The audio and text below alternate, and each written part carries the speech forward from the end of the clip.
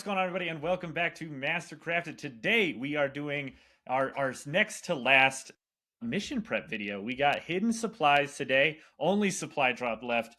We saved our least favorites, I think, for last. Personally, like I know you hate Purge, but man, these are just such funky missions. Yeah, not a big fan. But let's go ahead and kind of talk about what the mission is to start with, Phil. Yeah, so Hidden Supplies is another one of the unique missions that's currently in Warhammer 40k chapter approved, 25, 26. The main difference is we get an additional objective. So you get a second middle objective. There is no center objective, and they split. They go towards the corner, 6 inches directly towards the corner. It's kind of clean here on this layout, but there's other layouts where they're going to be a little bit more offset than this, but they have to go directly towards the corner. In and itself means there's more objectives, more primaries to score. But would you believe me if I said this is going to be one of your lower scoring primary games, especially in the first couple turns? Because the one thing that you don't do in Hidden Supplies that you do in almost every other mission is you don't score your home. Your home does not matter, except for one instance, and this is really important. It matters for hold more. So if you manage to hold more, your home objective matters versus hold one, hold two, right? That only matters for no man's land objectives. So this is a very, very unique mission set because when you don't put effort, if you're like, oh, I don't score my home, it doesn't matter. Well, it actually does because you cannot give up hold more to your opponent because those are separate bullet points. It's hold one, hold two, or hold more. So you could get a max of 15, but if your opponent's able to flip your home or do something else, like they could put it in a position where they get hold one and hold more, right? So it is possible. Um, but overall, a very weird mission set, and it takes something a little bit different than a lot of the other ones. Yeah, but while it is different, we're going to talk a lot about the similarities, right? It's still the same as playing Linchpin or Take and Hold. Any primary based mission, right? We are still looking to have denial, right? We just have to potentially deny an additional freaking objective while trying to also hold our own extra objective. Yeah. So there is some added layers. We decided we're going to talk about layout 2. Layout 4 is also very similar. The two middle are just they're out in the open, which is just lovely, right? We love that about objectives when they just have no protection whatsoever. Some terrain formats, depending on the wall thickness, you might be able to hold behind the wall on those middle ruins, but for the context of this, we're going to assume it's worst case scenario, right? Walls are too thick, can't even put a dude on there. So what is your game plan, right? Your game plan is to deny, right? We're still looking to deny. And one of the things that I have noticed, Phil, and you can correct me if this hasn't been the case, but I think it's almost easier to deny people's normal natural almost more often than it is the center natural. Like they're so overloaded with resources there that if I have fast units that I can just run up the edge of the board, I have an easier time going to where a lot of the times I've noticed my opponent has committed less resources, right? So if I'm the bottom left, I'm the blue player in this instance, I can stage really aggressively kind of in that side ruin on the bottom there and just go up to where that L is, and I'm going to have an easier time dealing with their natural in the bottom right corner and getting resources onto there more easily because of how much this stretches armies widthwise, right? Continuously pulling their army back towards the corner and away from the center. Like that's one of the techniques you can use to kind of help thin your opponent's army out, especially if they don't have a material advantage. If they're super elite, right? If you're, I was going to say custodes, but right now there's just too many guard squads running around to really feel like you have too much of a Who would material do that? advantage. Who would Yeah, do that? who would do that? Right. But if you're playing very elite armies, right, trying to continuously pull them to their back objective, right, as long as right you're not letting them do the same to you, right? You can't let it be too easy Yeah. for them to also trade, right? Or maybe that is part of your game plan. Maybe you're going for the wheel. You say, you know what, screw it. I know I can't stand in the open, so I'm going to push, especially on search. We've talked about this many a time when it comes to kind of our deployments and stuff. Playing on search and destroy, you have the ability to make that jump. Layout 2, maybe not. That natural objective is excessively open then to their deployment zone. But on some of those other maps, right? Think about how much easier it might be if you can just make it to that next ruin. And kind of turn the board that way, and then be pushing up against your opponent the other way. No, you're absolutely right. Like this could be, especially on search and destroy or something like that, where you can flip the objective or flip the board very easily. But Lane, for some armies, this is pretty terrifying, right? Yeah. We have a mid-board brawling style army. So armies like Dark Angels and Sisters and even Orcs and stuff like that, World Eaters that really want to get into you. Well, if you tell them, hey, you don't necessarily need to worry as much about holding your home. They have to come out and compete on these middle objectives. And if they don't, they're going to be in trouble. Like, that's a problem because at the end of the day, if I'm one of those armies, right, like I'm just staged right here. This is a great staging area. This is like a mini L that we saw on layout one. This is a great position to be in. The same if we're inside this terrain, right? And we could almost get onto any one of these objectives with a decently fast unit and contest those. And some of these armies, like World Eaters, um, even Custodes, Emperor's Children, stuff like that, they can touch every one of these objectives without breaking a sweat. So Mhm. for a brawling style army that wants to be in the mid-board, Death Guard even, and you tell them, hey, you just got to survive out on these objectives, if you have a way to do that, whether it's a reactive move or durability or resurrection after you die, like there are tools for hidden supplies that can be very effective and are going to force your opponent to be in a bad position. Yeah.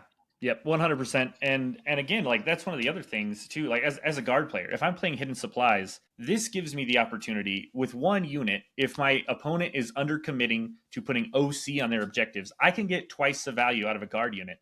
I can now throw one out of that bottom right or that middle bottom terrain piece, and I can run it out there and get it onto two objectives. And one unit is going to out OC two things because of how much closer they are together. That like that's just another like, oh cool. Well, I'm only down one resource to deny you 10 points this turn. Like that's crazy value and something you definitely need to be aware of. When you're looking at fast armies with high OC, right? Like are you allowing them to do that, because that's going to be very very difficult for you to deal with, especially if they have multiple waves of that can go and just keep doing it. I'd recommend going and watching our layout videos. Like, if you know hidden supplies is going to be a thing, go back and watch our layout videos because there's tools in each video that are going to help you. And we try to break them up so that way they're as flexible as possible for you as the viewer to be like, okay, well, I'm going to be on layout one. I'm going to watch the layout one video, and now I'm going to watch the hidden supplies video. I'm sorry, layout one can't be hidden supplies. Let's say it's layout two, it's hidden supplies. Now you have both options. One thing we talked about in that video is like controlling these fire lanes, especially this one here on the bottom. Like, you have to control this because it means we can stage inside this ruin and be very effective in terms of how we attack our opponent's natural and middle objective, right? Like, and if we control this lane of fire, we can very safely put units in here, which is an awesome feeling in terms of scoring. It already puts you in probably a dominant position to win the game. Overall, there's some tools in hidden supplies that really matter. And I just want everyone to be cognizant of them because it's very easy to put the blinders on and be like, I have to get more, I have to get more. Very often, and it kind of sucks, you may not score primary. Like, genuinely, your opponent could deny your two objectives very easily, like we just talked about, like being in this bottom ruin, like being in this center, and say, okay, I'm just going to stick OC on there, or I'm going to kill what you have out there, and they're going to flip and deny you primary, and you may score zero. I've scored zero quite a few times on hidden supplies because my opponent is doing a very good job in terms of how I deny, and I don't have the capabilities or tools to play far enough in front to make sure that I still control those objectives. Things that you need to do to counter that. One, if you're going to get denied, you have to deny your opponent. You cannot put yourself, especially as the player going first, you can't dig a hole immediately for yourself that you're going to struggle to get out of and have to play too quickly to get back up. If you're the player going second, all you're looking to do is respond with the same amount of pressure that your opponent puts into you. If they deny your two objectives, you deny their two objectives with minimal resources as possible. Unless your army literally has the capabilities to wipe them off the board, I would be very, very tentative with hidden supplies because we've talked about bottom of five scoring. We've talked about the benefits of going second. So, like, overall, you should be playing for that bottom of five game unless your opponent makes a mistake that you can capitalize on in terms of removing significant assets. So overall, it's all about tempo. It's all about tempo.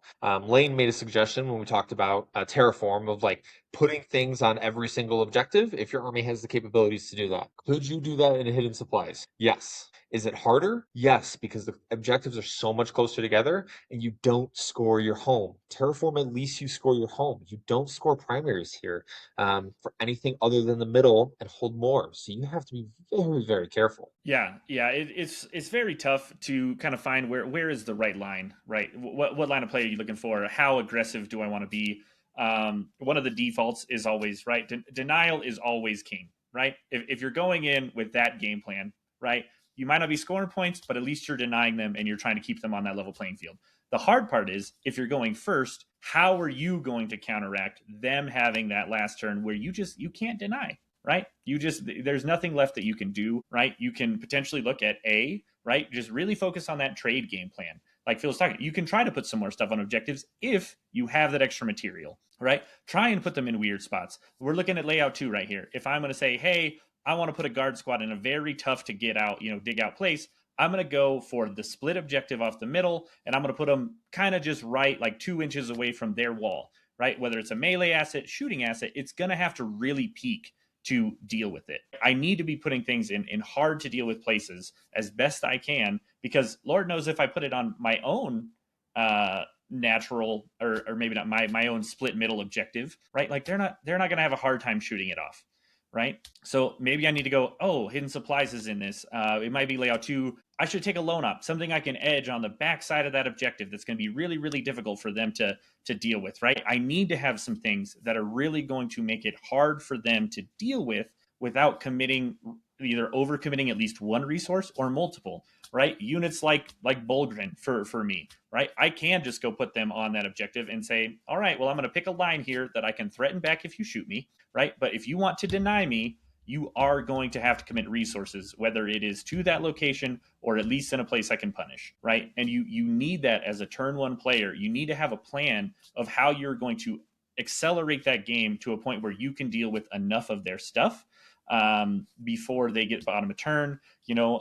Some armies are going to have a better time trying to just, slowly, kind of deathball their way up the board, right? Really make sure you get your natural secure, then make sure you have your center objective, all the while just throw in little tidbits, to help deny their points as well, until you can really have a firm, concentrated effort kind of pushing towards that midboard. And then you're going to have to, like, rapid ingress on this mission is insanely important, right? There's 4 different places you could be targeting at any given turn. So having that flexibility to say, oh, well, they overcommitted here, but they're weak here, and vice versa, right? It just gives you so much extra flexibility with your army if you're really looking at where can I deep strike in with a rapid ingress and really do some damage and hopefully really affect the game, right? Even with like a board like this where it's so wide open, if you have good shooting threats, if they don't put enough stuff out there, a rapid ingress that just drops on a point that they can't kill, that's the best 5-point rapid ingress you're ever going to get, because if they can't kill it and you got to not only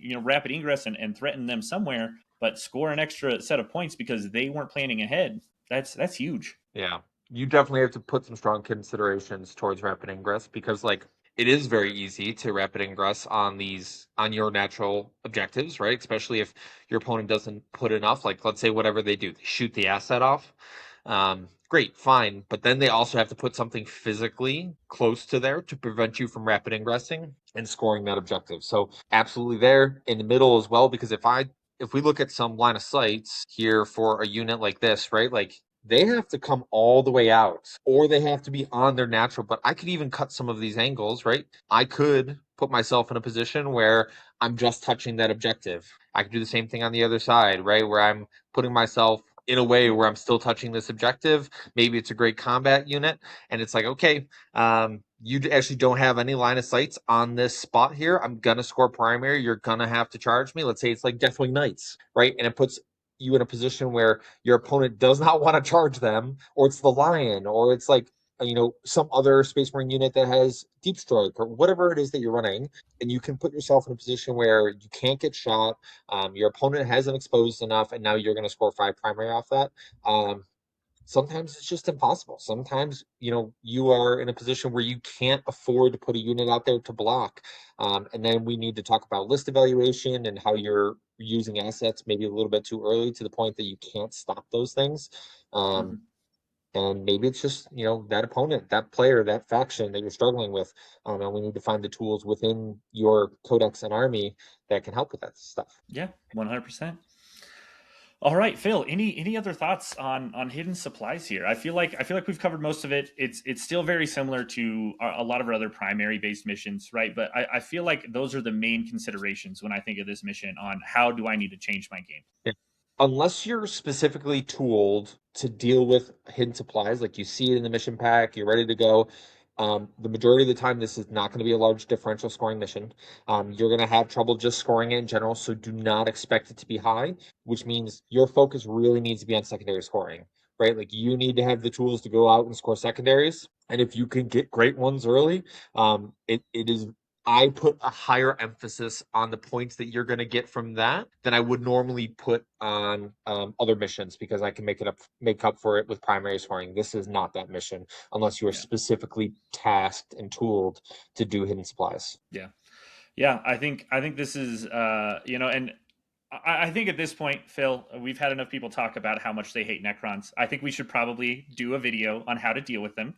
But one of the ways, especially on this mission, and it works against other elite stuff, is you can take fixed secondaries. That is a thing. You can Mm, take Storm, Hostile, and Cleanse. If you are a high trash army, you can literally step on with 5 OC, just out OC them, get a Storm, and cleanse 2 of 4 objectives. Right? Like that is a viable game plan. Like you can look at doing that. yeah, And stuff like it's just not going to work for everybody, but it's one of those things that you as a player can make a conscious choice and say, all right, well, I'm just gonna, this is my game plan. I'm gonna outscore on secondary because if I can get 2 cleanses, right, if I can at least control my side of the board and just have some fast, JPIs or something to go, I'm gonna stand here, I'm gonna cleanse, doesn't matter, I auto siege you, that I did my job, I'm yeah, just gonna wave and cleanse. Like, I think that's something that we definitely should be taking maybe a little bit closer look at, on how people can approach the game into some very volatile matchups for them. Yeah, for lack of a better word. But yeah, I think that's it for hidden supplies. We'll yeah. be back with more videos. We only got supply drop left. That piece of shit mission, and we have some suggestions for GW on how to maybe make it a little better. But we'll get to that in that video. In the meantime, thank you all for watching. Please like and subscribe if you haven't already. Join the Discord. Tell us why we're wrong. That's what we're here for.